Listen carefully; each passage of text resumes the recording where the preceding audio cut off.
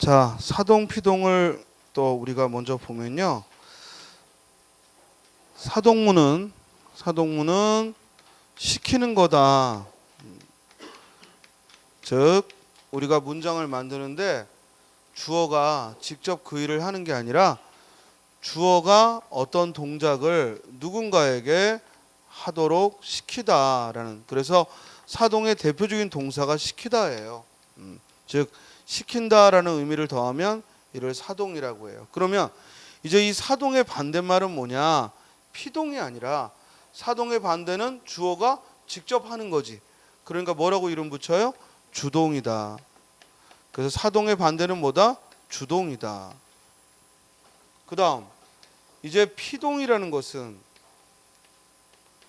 피동이다 하면은 이때는 역시 주어가 그 동작에 당하다. 그래서 우리가 피동의 대표적인 건 당하다라는 동사야. 그래서 주어가 어떤 동작에 당하다라는 의미일 때 피동이라고 하고, 반면에 이 반대로 주어가 적극적으로 행위를 하면 그때는 뭐라고 한다? 능동이다. 능동이다라는 말을 얘기를 해요. 그래서 우리가 주동이다, 능동이다라는 말은 사실은 어떤 문장이 주동이냐 능동이냐라는 것은 그 상대되는 게 사동이면 뭐라고 부르면 돼? 주동문이다 이러는 거고, 그 상대되는 말이 피동이면 뭐라고 하는 거야? 능동문이다라고 하는 거고. 이해돼? 철수가 밥을 먹었다는 아직은 주동도 아니고 능동도 아니야. 이 철수가 밥을 먹었다를 사동문으로 바꿔서 어머니께서 철수에게 밥을 먹였다. 이러면 이제 철수가 밥을 먹었다는 뭐라고 부르면 되는 거야? 주동문. 그러나 밥이 잘 먹혔다. 이렇게 피동을 썼다면 그때 철수가 밥을 먹었다는 뭐가 되는 거야? 능동문이 되는 거고. 이해됐어요? 그러니까 결국에는 사동과 피동이라는 것에 반대되는 개념으로서 주동과 능동이라는 용어가 나오는 거야. 그리고 사동과 피동은 아무 관계 없는 거지. 이해됐어요? 자, 그럼 봅시다. 먼저 사동문은 교재 141쪽에서 보듯이 다른 사람으로 하여금 어떤 동작을 하게 하는 걸 우리가 사동이라 하고, 그리고 그 행위를 스스로 하면 반대되는 말로 뭐라고 한다? 주동이라고 한다. 그러면 이제 사동을 만드는 방법에는 뭐가 있느냐? 이히, 리기, 우구, 추, 으키, 키에 하는 이 10개의 사동접사를 쓰는 방법과, 그리고 또 하나는 보조용언, 뭐뭐하게 하다를 쓰는 방법, 이렇게 두 가지가 있다. 즉 사동문을 만드는 데는 두 가지 방법이 있다. 하나는 접미사를 넣어서 사동접미사 이히, 리기, 우구, 추, 으키, 키에 이 사동접미사를 넣어서 만드는 방법과, 또 하나는 보조용언, 뭐뭐하게 하다를 넣어서 만드는 방법이 있다. 그러면 어떤 방법을 쓰는 게 좋으냐라는 것은 여러분들의 선택일 뿐이지 꼭 어떤 방법을 쓰라라는 강요는 없습니다. 됐죠? 자, 그래서 녹다라는 말을 사동으로 만들 때 녹게 하다라고 할 수도 있지만 접미사 이를 넣어서 뭐야? 녹이다. 또 속다, 속이다. 줄다, 줄이다. 날다, 그리고 날리다. 즉 먼지가 날리다 하면은 먼지를 날게 하다. 이렇게는 문장을 안 쓰잖아요 우리가. 그러니까 주로 먼지가 날리다 하고 리라는 접미사를 넣어서 만들죠. 또 얼다, 얼리다. 숨다, 숨기다. 깨다, 깨우다. 돋다, 돋우다. 혹은 돋구다. 물론 돋구다는 언제 쓴다? 안경에 도수를 높일 때 돋구다. 그 외에 화를 돋우고 식욕을 돋울 때에는 돋우다라고 하죠. 또 지다, 지우다 등등 거기 써놓은 말들은 결국 어떤 단어를 사동으로 바꿀 때 접미사를 넣어 만든 형태를 쓴 겁니다. 다음 이중 사동접사 별 표시하고. 요새 이 이중 사동접사를 많이 물어보는데 이건 뭐냐면 즉 사동접사 이와 우가 함께 들어있는 거죠. 사동접사 이와 우를 함께 써서, 자 자다라는 말을 사동으로 만들려고 했더니 재우다. 그러면 이 재우다는 자다에 접미사가 두 개가 들어간 거지. 뭐와 뭐? 이와 우가. 그래서 이렇게 사동접사가 둘 이상이 함께 들어가면 이를 이중 사동접사라고 합니다. 그래서 차다의 사동은 뭐야? 채우다. 타다의 사동은 뭐야? 태우다. 서다의 사동은 뭐야? 세우다. 이런 단어들은 이중 사동접사가 들어있다. 이건 비문, 틀린 문장이 아니죠. 틀린 문장이 아니고 이 경우의 단어들은 사동문을 만드는데 사동접사 두 개가 필요하다라는 얘기고 이를 이중 사동접사다라고 합니다. 다음 페이지. 이제 사동문을 만드는데 금방 설명한 대로 동생이 문 뒤에 숨었다. 이걸 사동을 만들면 동생이 문 뒤에 숨도록 시키는 사람 내가 등장해야 되고 내가 동생을 문 뒤에 숨었다라고 하면 안 되고 이제 사동사로 바꿔야죠. 따라서 기를 써서 뭐라고 해요? 숨겼다. 또 얼음 위에서 팽이가 돈다. 이를 아이들이라는 새로운 주어를 넣어서 아이들이 얼음 위에서 팽이를 돌린다라고 만들 수 있죠. 또 불이 밝다라는 말을 사동으로 만들려면 철수가 불을 밝혔다. 이때 히는 사동접사 히를 쓴 거죠. 또 지붕이 높다라는 말을 사동을 만들려면 나는 지붕을 높였다 해서 전미사 이를 넣어서 사동을 만들었어. 자, 원래 높다는 효용사죠. 그런데 전미사 이를 넣어 높이다 하고 사동사를 만들었죠. 그러면 이때 이는 아예 품사까지 바꿔버렸으니까 이런 전미사를 뭐라고 부른다고? 지배적 접사. 그래서 높다, 높이다의 관계는 즉 또 그 위에 밝다와 밝히다의 관계는 밝다나 높다는 효용사인데 거기에 전미사 이나 히를 써서 밝혔다, 높였다 하고 사동사를 만들었습니다. 또 영희가 책을 읽는다라는 말을 사동으로 만들면 어머니께서 영희에게 책을 읽히셨다라고 만들어도 되고 어머니께서 영희를 책을 읽히셨다라고 만들어도 상관은 없죠. 따라서 이렇게 사동을 만들 때 어떤 방법을 쓰느냐 하는 건 외우는 게 아니라 우리말이기 때문에 여러분들이 자연스럽게 만들 수 있고 다만 이렇게 어떤 주어가 직접 동작을 하지 않고 중간에 부사어에게 즉 어떤 사람에게 어떤 동작 또는 어떤 사람이나 사물에게 어떤 동작을 하게 하는 걸 우리는 사동문이라고 하는 겁니다.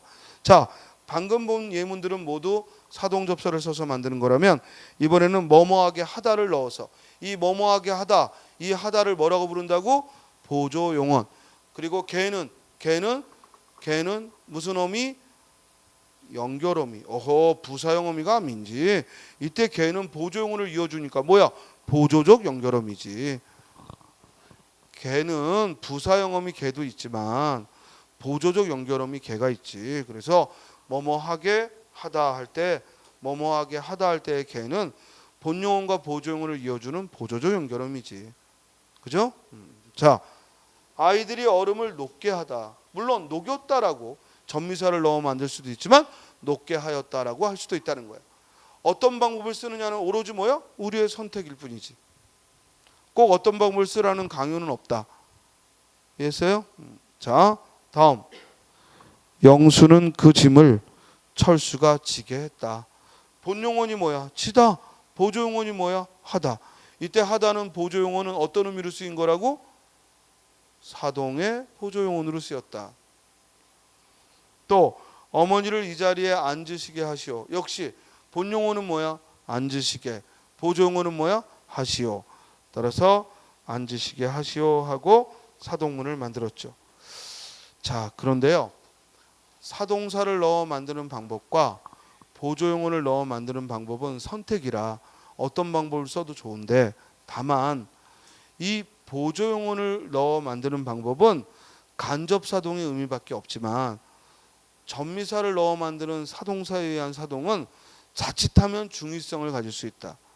그러니까 꼭 중의성을 갖는다는 게 아니라 자칫하면 중의성이 일어날 수 있기 때문에 조심해야 돼. 자, 예를 들어 어머니께서 동생에게 밥을 먹이셨다. 이렇게만 써놓으면 어머니가 직접 밥을 떠먹였는지 아니면 동생한테 야, 밥 먹어라 하고 말씀만 하신 건지. 즉 직접사동과 간접사동 두 가지 해석이 다 되지. 이해돼? 그래서 사동사를 넣어 만든 사동문은 문장에 따라 뭐가 일어날 수 있다? 중의성이 일어날 수 있다. 꼭 일어난다는 건 아니지. 꼭 일어난다는 건 아니고 중의성이 일어날 수 있기 때문에 주의해야 돼. 그러나 보조용어를 이용하는 뭐뭐하게 하다는 절대 중의성이 일어날 수 없고 간접사동의 의미로만 사용이 되는 거죠.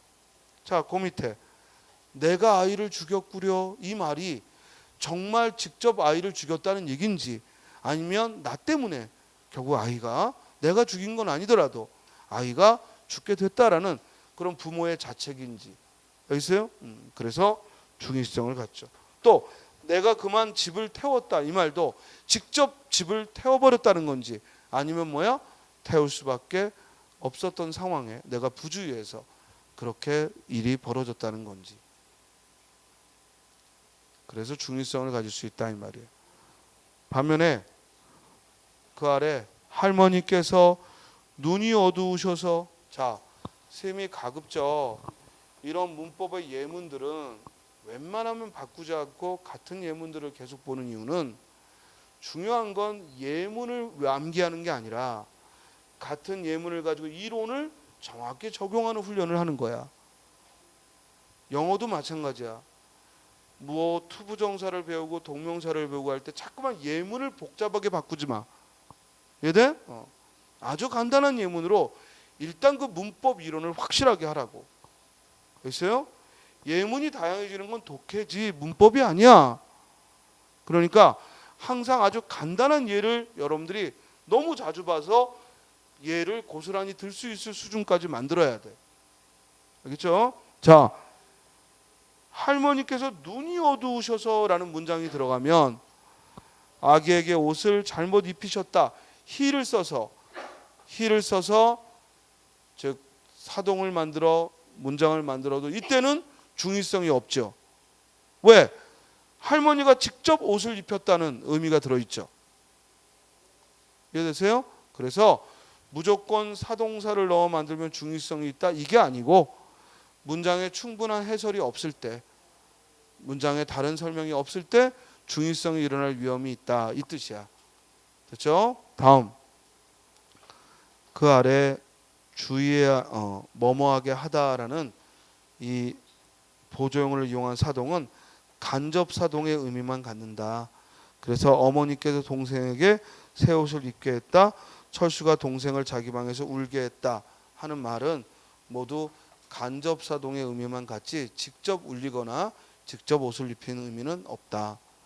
다음, 주의해야 할 사동사는 녹이다 할 때 자꾸 녹히다 하고 잘못 쓰면 안 되겠다 이거야. 누기다라고 해야지 누키다 안 된다. 여기까지는 안 되는 거야. 녹히다, 누키다라는 말이 없는 거야. 여기까지는. 그런데 썩이다, 썩히다는 구별해야지. 알겠어요? 반면에 높이다, 높이다는 없는 거지. 높이다 할 때 히가 들어가는 말은 없는 말이야. 그러나 썩이다와 썩히다는 구별해야 돼.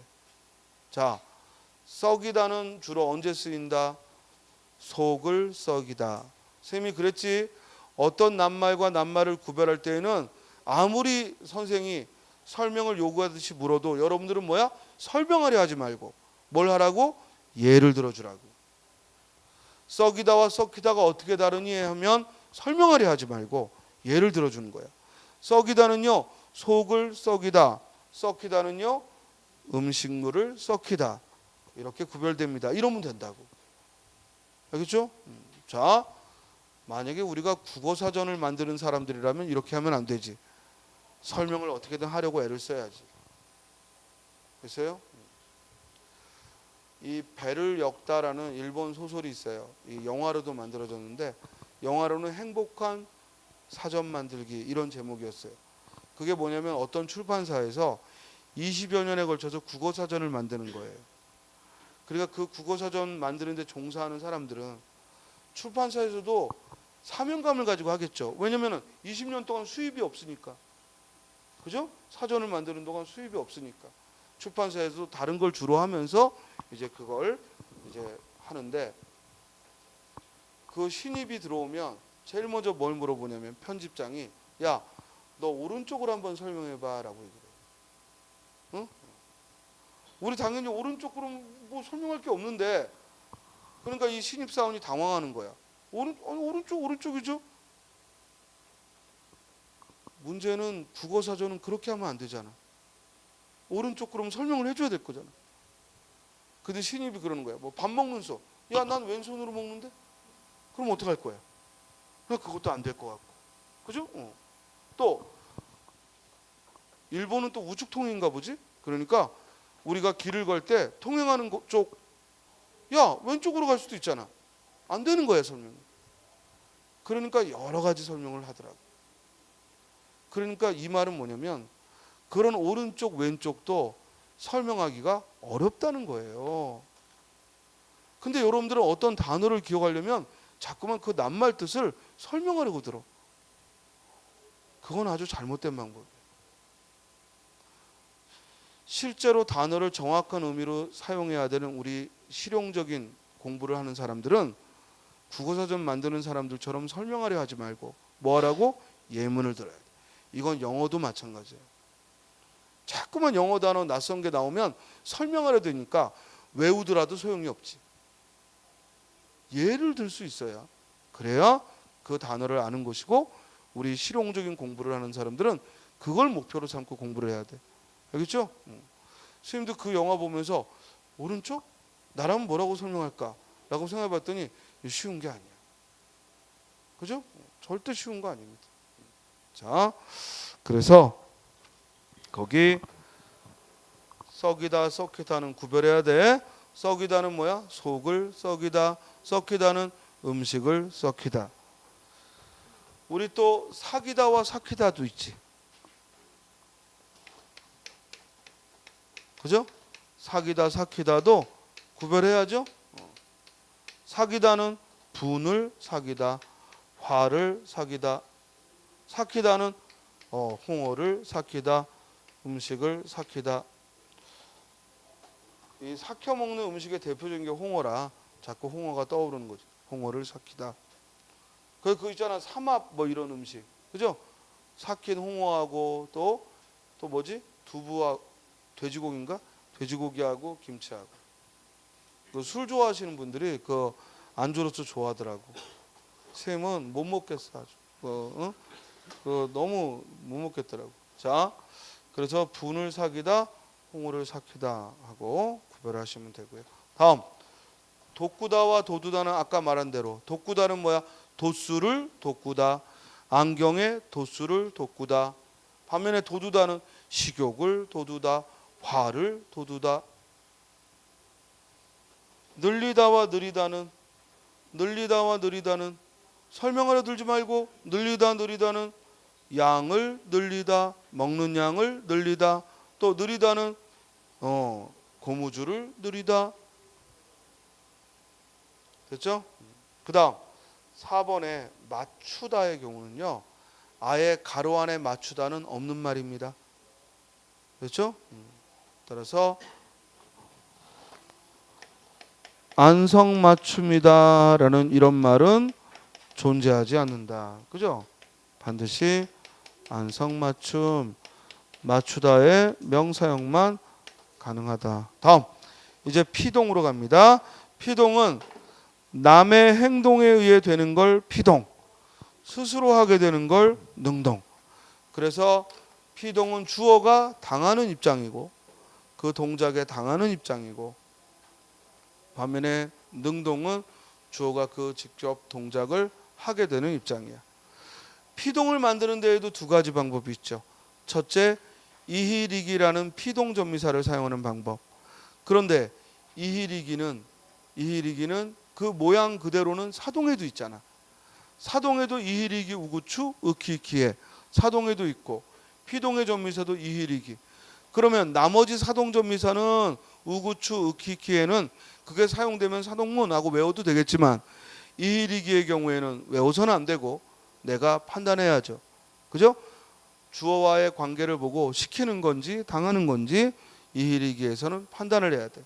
그리고 바로 이 이희리기가 붙는 이 단어 때문에 여러분들이 사동하고 피동을 헷갈려 하는 거야.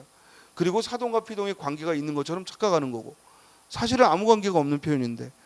자, 전미사 이희리기는 피동의 전미사로도 사용이 되는데요. 보다, 보이다, 놓다, 놓이다, 쓰다, 쓰이다, 파다, 파이다, 차다, 차이다 하는 식으로 전미사 이히리기를 써서 피동을 만듭니다. 예를 들어 어머니가 아기를 업었다 했는데 이때는 주어인 어머니가 업다라는 동작을 하니까 그죠? 피동이라고 말할 수 없지만 이번엔 그 대상인 아기를 주어로 해서 아기가 어머니에게 업혔다 하고 히를 넣으면 이때 아기가 업힌 거니까 없는 동작의 대상이 된 거니까 피동문이다 라고 하는 거죠. 됐어요? 그런데 순이가 아이를 안았다 이를 피동으로 바꿨을 때 아이가 순이에게 안겼다 하고 안다에 기를 넣어 피동을 만들었는데 또 그 밑에 철수는 순이에게 아이를 안겼다. 이때는 철수가 안긴 게 아니라 철수가 순이에게 아이를 안도록 시킨 거니까 이때의 안기다는 뭐다? 사동이다. 알겠죠? 다음 이제 피동을 만드는 데에도 보조용은 어지다를 쓰는 방법이 있어요. 이때 어는 본용과 보조용을 이어주는 연결어미고 보조용어는 지다인데 조심할 건 우리말에서 이 지다라는 보조용어는 무조건 붙였습니다. 알겠어요? 어지다는 무조건 붙였습니다. 원래는 지다는 보조용어이고 어는 연결어미야. 원래 뭐야? 띄어야 되거든. 당연히. 아까 우리 뭐뭐하게 하다 띄었잖아. 사동의 보조용은 뭐뭐하게 하다 띄었죠? 그런데 이 피동의 보조용은 어지다는 무조건 붙인다고. 요거 조심해야 돼. 자, 뚫다에 뚫어지다. 물론 뚫리다 하고 리를 넣어 피동을 만들 수도 있지만 뚫어지다 하고 어지다를 썼죠. 이때 어지다는 보조용언이 들어가 있는 거고 그러므로 뚫어지다 하면은 피동문을 만들었지. 풀다가 풀리다라고 안 쓰고 뭐라고 썼어? 풀어지다. 이것도 옵션 선택이죠. 우리가 풀리다라고 하든 문제가 잘 풀렸다 이렇게 하든 문제가 잘 풀어졌다라고 하든 상관없다고. 그렇죠? 다음 높다의 피동으로 뭐야? 높아지다. 밝다의 피동으로 뭐야? 밝아지다. 그리고 밝히다라는 사동을 아까 문제를 밝혔다, 불을 밝혔다, 밝히다라는 사동이지. 이때 희는 사동접사야. 사동을 다시 어지다를 써서 밝혀졌다 하면은 피동을 만든 거죠. 그럼 스님 사동과 피동이 같이 섞이기도 하네요. 그렇죠. 그렇죠. 다음 광수가 그의 오해를 풀었다. 그의 오해가 광수에 의해 풀어졌다. 또 그 연구소가 새로운 사실을 밝혔다. 새로운 사실이 그 연구소에 의해 밝혀졌다. 그런데 결국은 피동의 전미사 이희리기와 피동의 보조용은 어지다는 선택, 뭘 하든 둘 중에 하나를 선택하는 거지 함께 쓰면 안 됩니다. 그래서 그의 오해가 광수에 의해 풀렸다 또는 그의 오해가 풀어졌다 이렇게 해야지 풀려졌다라고 하면 안 됩니다. 즉 이중 피동을 넣어서 더 강조될 수 있다라고 교재에 써 있는데 이 강조될 수 있다라는 말이 현재 문법 교과서에서는 비문이라고. 그래서 거기 그의 오해가 광수에 의해 풀렸다 가로하고 동그라미. 그러나 그의 오해가 광수에 의해 비로소 풀려졌다 가로하고 뭐야? X. 그래서 현재 문법 교과서에서는 이중 피동을 허용하지 않습니다. 그래서 이걸 우리가 뭐라고 부르죠? 이중 피동의 오류. 그러나 아까 연구소에 의해 사실이 밝혀졌다는 이중 피동이 아니라 피동의 표현은 어지다고 희는 뭐로 쓰인 거라고? 사동으로 쓰였기 때문에 이때는 이중 피동이 아닙니다. 자, 우리말에 피동의 대표적인 단어가 당하다, 되다 또는 입다, 피해를 입다 이런 단어가 있는데 또 이치다, 이런 단어들은 괜히 강조한다고 당해지다 안 된다, 되어지다 안 된다, 입어지다 안 된다, 또 잊혀지다 안 된다. 그렇죠? 이런 단어들에 굳이 또 어지다를 써서 표현하게 되면 이는 이중피동의 오류. 시험에 여러 차례 나왔던 거죠. 그래서 잊혀지다 안 된다고, 잊혀진 계절 안 된다고. 뭐라고 해야 돼? 잊힌. 그래서 특히 이 잊히다 같은 말은 워낙 지금 잘못 쓴 걸 많이 쓰다 보니까 마치 잊혀지다가 되는 것 같이 오해하는데 현재까지는 안 돼. 만약에 뭐 내년이나 잊혀지다도 허용한다고 추가로 표준어로 추가한다면 또 모를까. 알겠어요? 우리 예전에 주책 없다만 되고 주책이다는 안 돼. 이렇게 공부했는데 주책이다 허용해. 이렇게 바뀌면 따라해야 하듯이 잊혀지다라는 말이 허용될 수도 있겠지만 왜? 워낙 많이 쓰이니까. 그러나 분명히 현재까지 잊혀지다는 비표준어야. 알겠죠? 그러므로 잊히다라고 해야죠. 됐습니까? 자, 이제 부정문으로 가겠습니다. 부정문. 지금까지 여러분들은 사동과 피동을 봤고 결국 사동문의 반대는 주동이고 피동문의 반대는 능동이다. 그리고 둘 다 문장을 만드는데 전미사를 넣어 만드는 방법이 있고 그리고 보조용언을 넣어 만드는 방법이 있다. 사동은 보조용언 뭐뭐하게 하다를 넣어 만들 수 있고 피동은 보조용언 뭐뭐 어지다를 넣어서 만들 수가 있다. 됐습니까? 자, 이제 부정문입니다. 부정문 했는데 한자 봐봐. 아니 부자를 썼죠. 입구자가 들어갔죠? 그러면 이건 뭐냐면 아니다라는 의미를 갖는 거랍니다. 아니다라는 의미를. 이 아니 불자는 아니 불자를 쓰면 우리 부정사 할 때 영어에서 부정사 할 때 이렇게 쓰거든요. 그러면 이건 뭐야? 정하지 않았다는 얘기고 이건 정해지지 않았다는 얘기고 이건 뭐야? 부정 뭐예요? 노라는 얘기야. 그러니까 문장에서 아니요라는 말을 만드는 것 이를 부정문이라고 해. 그러면 우리말에서 아니다라는 부정문을 만들 때 철수가 학교에 갔다. 자, 여러분한테 이 문장을 부정문으로 만들려고 해. 그러면 당연히 할 수 있죠. 우리말이니까. 그러니까 지금 여러분들이 할 수 있는 걸 이제 문법적으로 뭐라고 부르느냐 이걸 하는 거지. 여러분들이 만드는 걸 모르기 때문에 영어처럼 부정문 만드는 방법을 알려주는 게 아니라고. 자, 그러면 철수가 학교에 갔다라는 말을 부정문으로 만들어 보자고. 우리 친구 하나 만들어 봐. 아무거나. 철수가 학교에 가지 않았다. 돼요 안 돼요? 철수가 학교에 가지 않았다. 돼요 안 돼요? 되죠? 또 뒤에 친구 만들어 봐. 철수가 학교에 안 갔다. 돼요 안 돼요? 되죠? 자, 우리 두 친구가 아주 콤비 플레이를 해서 즉 뭐뭐하지 않았다 또 안 뭐뭐했다는 둘 다 같은 뜻인데 그죠? 이 둘을 다 뭐라고 불러요? 안 부정문이라고 불러요. 안 부정문. 그리고 위에 걸 뭐라고 하냐면 긴 부정문. 긴 부정문.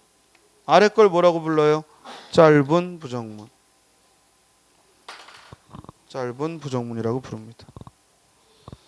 그래서 공교롭게도 두 친구가 즉 같은 안 부정문을 대답했고 그리고 보조용언 뭐뭐하지 않았다를 쓰면 긴 부정문. 반면에 부정부사를 써서 안 갔다라고 하면 짧은 부정문입니다. 그런데 우리가 알다시피 부정문에는 이렇게 안을 넣어 만드는 것도 있지만 또 뭐를 넣어 만드는 것도 있어. 못을 넣어 만드는 것도 있죠. 그럼 우리가 어쩔 때 아니라는 말을 쓰고 어쩔 때 못이라는 말을 써요? 안은 내 의지로. 철수가 자기 의지로 안 간 거야. 그러나 못은 뭐야? 다른 이유로 어떤 핑계거리가 있는 거지. 늦잠을 자서 못 갔다는 둥, 아파서 못 갔다는 둥, 이런 능력이 안 될 때는 못 부정문. 그래서 여러분들이 이미 이렇게 만들 수 있고, 그리고 부정문에는 안 부정문과 넓은 의미로 뭐가 있다? 못 부정문이 있다. 자, 안을 선택할지 못을 선택할지는 그건 문장에서 내가 쓰고 싶은 의도대로 만드는 거고. 자, 그럼 못 부정문도 다시 긴 부정문과 짧은 부정문이 있겠죠? 만들어 볼까? 긴 부정문은 어떻게 하면 돼? 철수가 학교에 가지 못했다. 그 다음 짧은 부정문, 철수가 학교에 못 갔다. 이러면 되죠. 됐죠? 자, 부정문은 따라서 143쪽 부정문은 안 부정문과 못 부정문이 있고, 다시 안 부정문에는 긴 부정문과 짧은 부정문이 있다. 그런데 긴 부정문을 만들 때 봐봐. 여기 가지 않았다라고 긴 부정문을 만들지만 요 않았다는 뭐의 준말이야? 아니하다의 준말이야. 그러니까 이걸 가지 않았다라고 하지 않고 가지 아니하다라고 해도 같은 말이야. 그래서 아니하다를 줄였을 때 뭐뭐하지 않다라는 말이 가능한 거지. 그리고 짧은 부정문은 아니라는 부정부사를 써서 즉 표현을 하죠. 순이는 예쁘지 않다. 순이는 안 예쁘다. 철수가 학교에 가지 않았다. 철수가 학교에 안 갔다. 그리고 철수가 학교에 갔지 않다. 이렇게는 쓸 수가 없다 이 말이지. 그지? 왜냐하면 보조용언에만 시제를 넣으면 돼. 가지 않았다고 보조용언에만 시제를 넣고, 또한 보조용언으로 즉 부정 의문문을 만들어서 철수가 학교에 가지 않았어 하고 부정으로 의문문을. 그런데 철수가 학교에 갔지 않아? 이럴 때에는 의문문 중에서도 수사 의문문, 즉 상대방에게 확인하기 위해서. 그러니까 실제로는 의미상 의문문이 아닌 거야. 철수가 학교에 갔지 않아? 그럼 갔다라는 걸 강조하기 위해서 문장을 만들 수 있죠. 다음, 이 긴 부정문, 짧은 부정문을 사용해서 문장을 만드는데, 영희는 지금 안 공부하다는 안 되죠? 공부하지 않는다는데도 안 공부하다 짧은 부정문 못 만들죠? 그럼 봐봐. 어떤 단어는 짧은 부정문이 안 되기도 하고 긴 부정문이 안 되기도 해. 그건 외우는 거야? 아니면 외우지 않아도 돼? 외우지 않아도 되죠. 왜? 우리가 만들어 보고 되나 안 되나 해보면 되는 거지, 굳이 이런 걸 외우면 안 돼. 예를 들어 이걸 공부하는데 공부하다는 짧은 부정문, 안 공부하다가 안 되는구나, 이렇게 공부하는 거 아니라고. 그냥 만들어 보고 안 되면 안 되는 거고, 만들어 보고 되면 되는 거고. 알겠죠? 자, 다음 페이지. 따라서 길이 안 울퉁불퉁하다, 이런 긴 형용사, 음절이 긴 형용사는 짧은 부정문 못 만든다. 이런 것도 공부 안 해도 돼. 알겠어요? 굳이 여기서는 수험 서라 그냥 이렇게 안 된다라고 설명을 해놓은 거지, 사실 여러분들이 해보면 안 만들어지는 걸 알게 되잖아. 그죠? 길이 안 울퉁불퉁하다 이런 말은 없지. 울퉁불퉁하지 않다 이렇게는 해도. 또 체언 뒤에 이다가 오는 이런 서술어의 경우에 부정문은 형용사 뭘 쓴다? 아니다를 쓴다. 철수가 학생이다의 부정문은 안 학생이다도 아니고 못 학생이다도 아니고 형용사를 써서 뭐라고 하면 돼? 학생이 아니다라고 하면 되는 거지. 못 부정문의 경우도 역시 긴 부정문과 짧은 부정문이 있고, 역시 동일하게 즉 제약이 있는 문장들이 있다. 자, 그런데 부정문에도요 역시 중의성이 일어날 수 있습니다. 부정문에도 중의성이 일어날 수 있습니다. 그래서 나는 철수를 만나지 않았다 또는 나는 철수를 안 만났다라고 했을 때, 여기서 내가 만나지 않았다는 건지 아니면 내가 만난 사람이 철수가 아니라는 건지, 이렇게 해석상에 둘 이상이 가능하다는 거야. 근데 여기서 조심할 거, 나는 철수를 만나지 않았다 해서 는을 주격조사 가로 바꾸세요. 그래서 내가 철수를 만나지 않았다. 내가 철수를 안 만났다. 이렇게 주격조사 가를 넣어서 바꾸세요. 또 그 밑에도 나는 영철을 때리지 않았다가 아니라 내가 영철을 때리지 않았다. 이렇게 주격조사로 바꾸세요. 왜냐하면 주어의 경우 예전에는 보조사를 넣어도 이것이 꼭 강조의 의미가 아니기 때문에 목적어나 부정문의 중의성이 된다라고 했지만 지금 문법 교과서에서는 보조사를 넣는 순간 강조의 의미를 가져서 주어를 강조하는 게 된다는 설명을 하기 때문에 지금은 즉 주격조사를 넣어야지만 중의성을 갖는 거고, 만약에 이 문장을 중의성을 없애려면 자기가 없애고 싶은 부분, 즉 강조해 주고 싶은 부분에 보조사를 넣으면 되거든요. 자, 무슨 말이냐면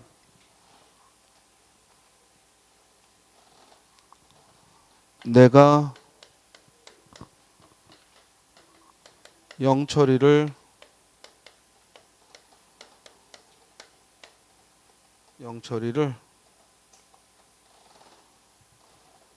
의자로 때리지 않았다. 자, 이런 문장이 있으면 해석상 이 부정을 해석하는데, 아, 그럼 영철을 의자로 때린 사람은 내가 아니라는 얘기인지, 반면에 내가 의자로 때리긴 때렸는데 그게 영철이가 아니라는 얘기인지, 내가 영철을 때리긴 때렸는데 의자로 때린 게 아니라 야구방망이로 때렸다는 얘기인지, 또 내가 영철을 의자로 때리지 않고 그죠? 때리지 않고 그냥 의자로 뭐 쑤셨다는 얘기인지. 그래서 어떤 부분을 부정하는지가 애매해진다고. 그러면 이걸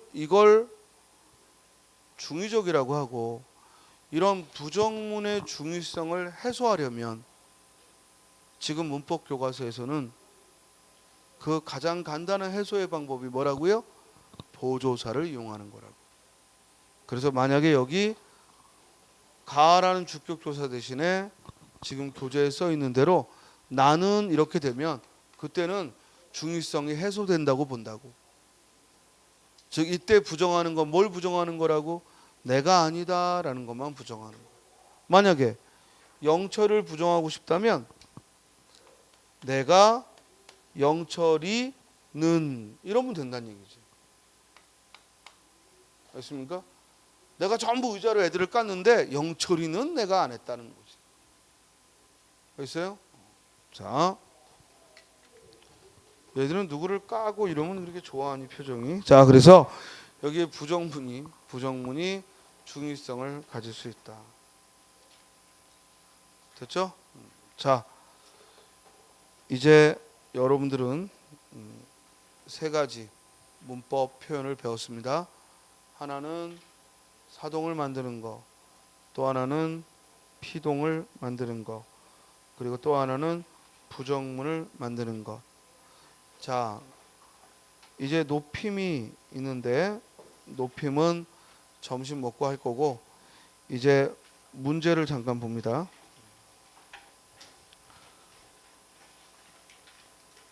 (156쪽에) 38번을 봅니다. 지금 늦게 와서 없지? 나중에 받아야 돼. 저기 뭐야? 밖에서. 그리고 점심시간 맞춰서 오지. 지금 한 나쁜 교감스님이네. 왜 붙잡아가지고 그 애매하게 들어왔구나 지금. 그러니까 요거 한 몇 분만 참아. 그리고 저 점심 때 사무실 가서 달라고 그러고 줄 거예요. 자, 거기 38번에 온 마을이 그래 같이 봐. 온 마을이 지금 프린트 남은 거 있나? 뒤에? 있죠? 그럼 주세요. 남은 거. 저기 앞으로 좀 전달 좀 해줄래?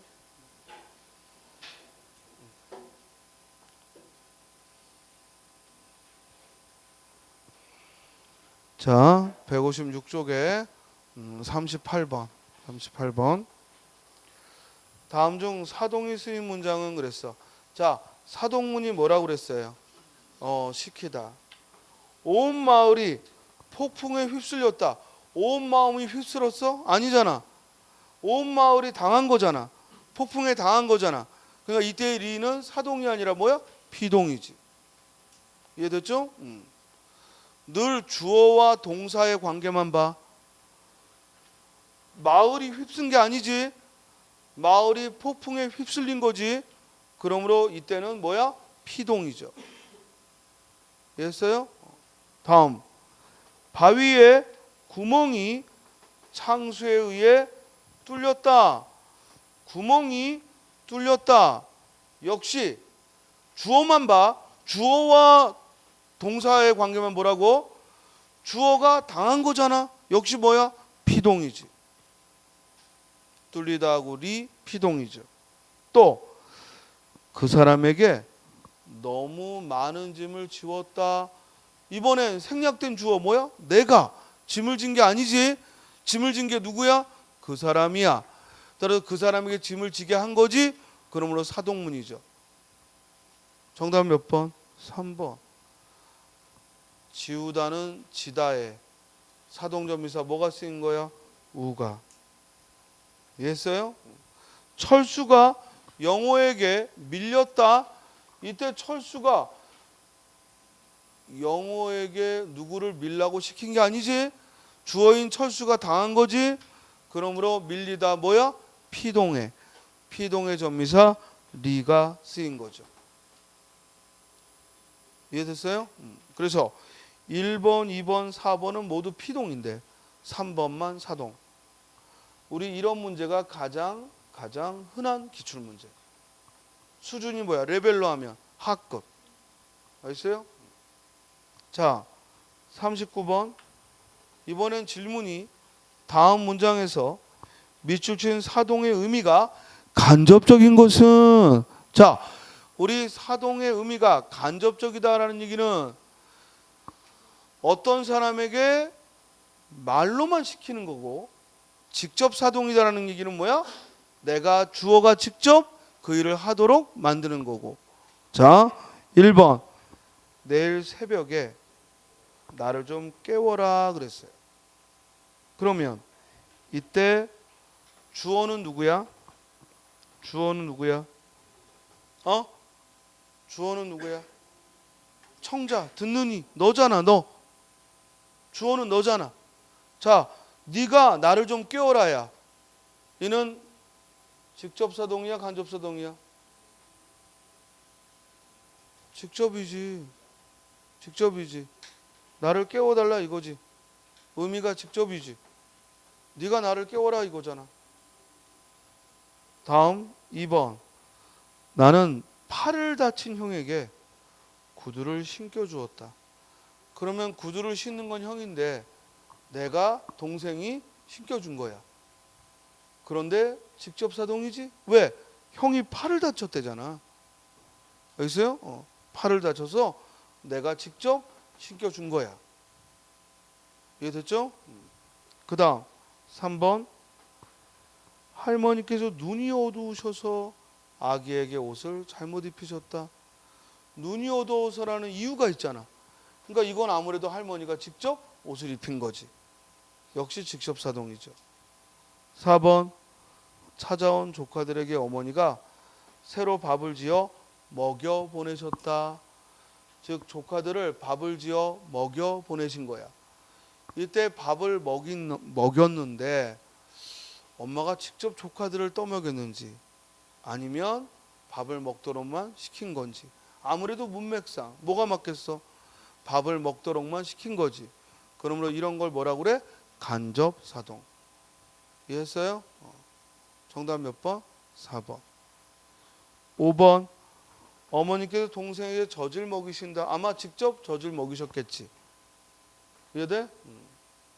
만약에 다른 사람에게 젖을 먹이게 했다면 어머니께서 뭐 언니에게, 그죠? 동생의 젖을 먹이게 했다거나 이렇게 해야겠죠.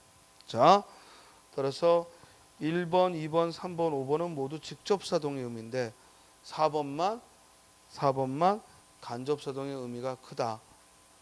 됐나요? 자, 39번에 따라 정답은 4번인데요.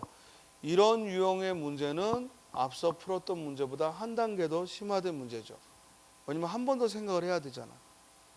단지 사동이다 아니다 이 문제가 아니고 사동은 사동인데 그 의미가 직접사동이냐 간접사동이냐. 알겠죠? 40번. 밑줄 친 동사가 특이하여 사동으로 보기 어려운 거. 자, 이건 여러 차례 출제가 된 건데요.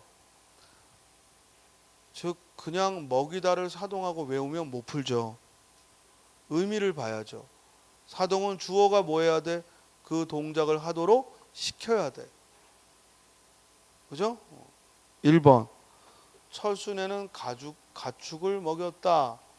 이때는 철순애가 가축을 기른 거잖아. 이때는 누구한테 시킨 게 아니라 가축으로 하여금 먹이를 먹게 한 게 아니라 이때 먹이다는 기르다. 철순애가 길렀잖아. 사동 아니죠. 이해돼요? 이때는 가축을 길렀다라는 의미죠. 주어가 직접 했잖아. 그런데 사동일 수가 없지. 그럼 뭐야 얘는? 주동이지. 정답 몇 번? 1번. 그러나 철수는 괴한에게 주먹을 먹였다.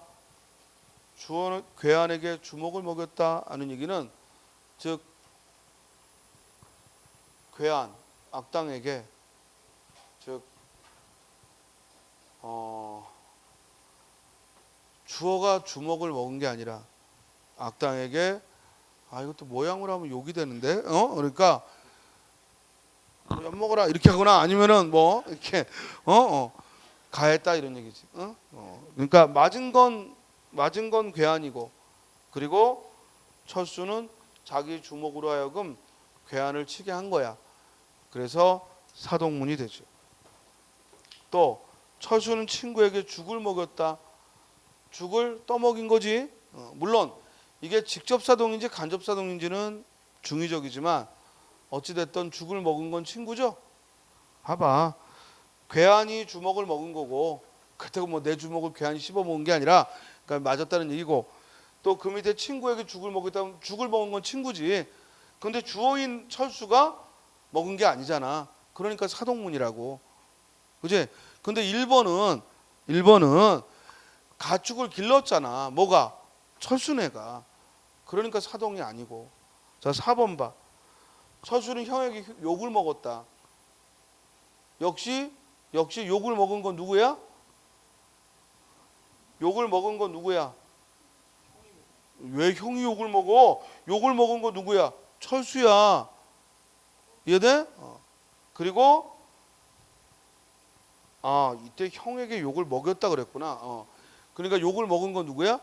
형이지. 무서운 철수래. 형에게 그래서 형에게 욕을 먹였다. 그러니까 욕을 먹은 건 형이고 철수가 형에게 욕을 한 거니까. 알겠죠? 나쁜 동생이구나. 자, 그래서 40번에 1번만 그러니까 우리가 주의할 건 똑같은 먹이다가 기르다, 양육하다 이런 의미가 돼버리면 결국 사동이 아니다라는 거 이걸 공부한 거예요. 지금 38번, 39번, 40번 문제는 우리 시험에서 나오는 1단계, 2단계, 3단계의 문제야. 알겠죠? 그러니까 가장 쉬운 문제는 38번. 그거보다 조금 생각을 해야 되는 게 39번. 이보다 좀 더 많이 생각해야 되는 게 40번 문제였습니다. 자, 41번. 밑줄 친 낱말 중 대응하는 피동사가 없는 것. 자, 이게 무슨 말이냐면 잘 봐. 어떤 서술어에 밑줄을 쳐놓고 그 대응하는 피동사가 없다는 얘기는 무슨 뜻이야? 피동문을 만들 수 없는 거 이 말이야. 이해돼요? 어떤 단어에 대응하는 피동사가 없다는 얘기는 피동문을 만들지 못하는 걸 찾으라는 거야. 이해했어요? 피동문을 만들 수 없는 거.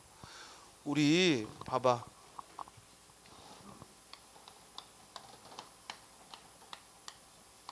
만약에 시험 문제에 이런 예문을 주고 다음 밑줄친 말 중 능동사를 만들 수 없는 거, 이런 무슨 질문이야?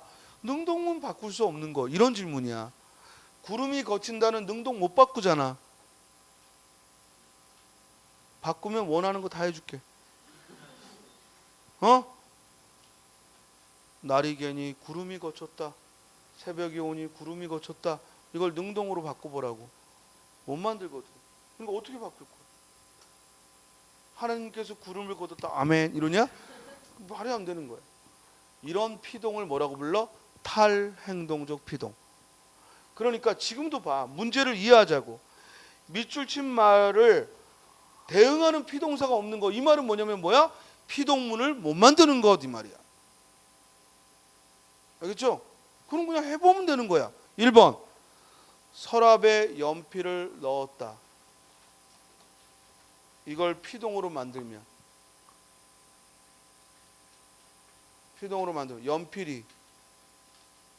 연필이 서랍에 넣이었다. 이런 말이 있겠냐?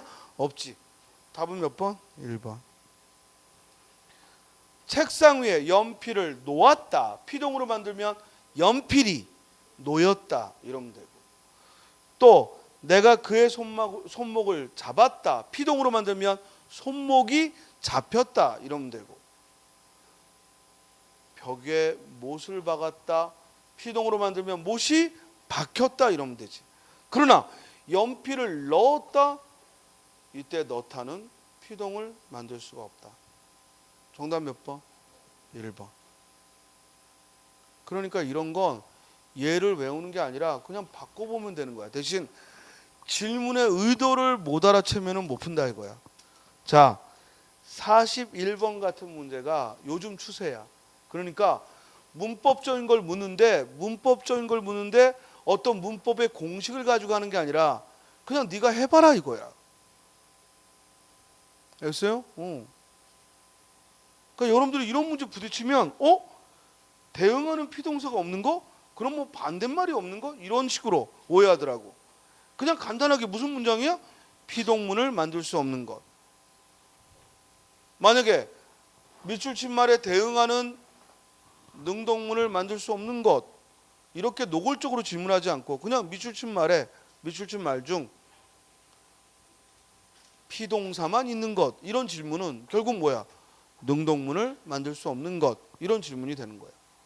그리고 저 구름이 거친다처럼 능동문을 만들 수 없는 걸 뭐라고 부른다? 탈행동적 피동이라는 용어를 쓰는 거고. 그러면 이렇게 피동을 만들 수 없는 건 뭐라고 부르느냐? 역시 명칭을 붙이기 나름이겠지만 문법적인 명칭이 따로 없어. 그러니까 안 배우고 시험장 가는 거라고, 이런 건. 그러니까 시험장 가서 뭐야? 할 수 있느냐 없느냐.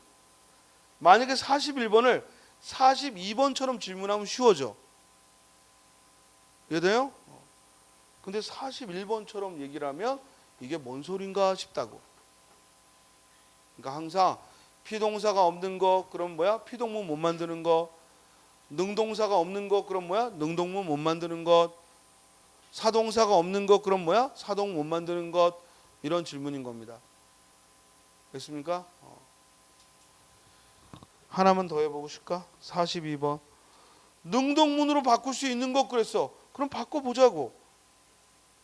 저애는 내 등에 업히지 않았다. 이걸 능동으로 바꾸면 어떻게 돼요?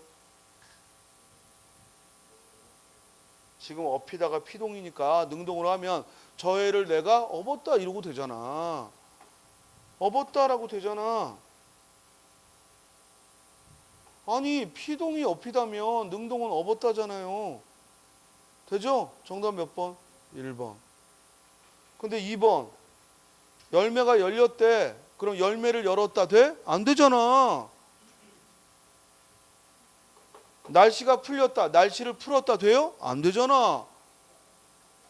그러나 이건 되겠지. 문제가 풀렸다. 이건 같이 풀렸다라도. 그죠? 그래서 내가 자꾸만 단어 외우지 말라는 거야. 풀리다 능동 못 만든다 이러면 안 되지. 여기서 안 되는 거지. 알겠어요? 날씨가 풀렸다는 날씨를 풀었다 이런 말 없지. 그러나 문제가 풀렸다 이러면 뭐야? 문제를 풀었다 되지. 여기서는 안 되는 거지. 또 그 밑에 죄의식에 쫓긴다, 죄의식을 쫓았다 이런 말 없지. 그러므로 능동이 안 되죠. 정답 몇 번? 1번. 지금 뭔 질문인지 알겠어요? 그리고 2, 3, 4 같은 것을 무슨 피동이라고 한다고? 능동을 못 바꾸니까 무슨 피동? 금방 했잖아. 무슨 피동? 탈행동적 피동.